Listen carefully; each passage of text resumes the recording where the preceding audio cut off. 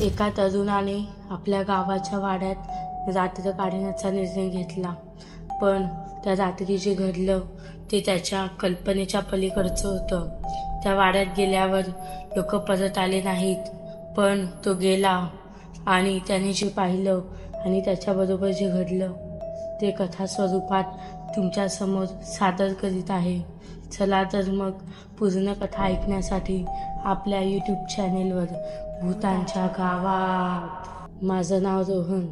मी पुण्यात एका IT कंपनीत काम करत होतो. मोठ्या शहरातलं धावपळीचं आयुष्य सोडून कधी एकदा गावी जाऊन निवांत वेळ घालवतो असं मला वाटत होतं.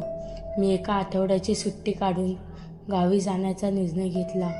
आमचं गाव पुण्यापासून सुमारे 100 किलोमीटर अंतरावर होतं.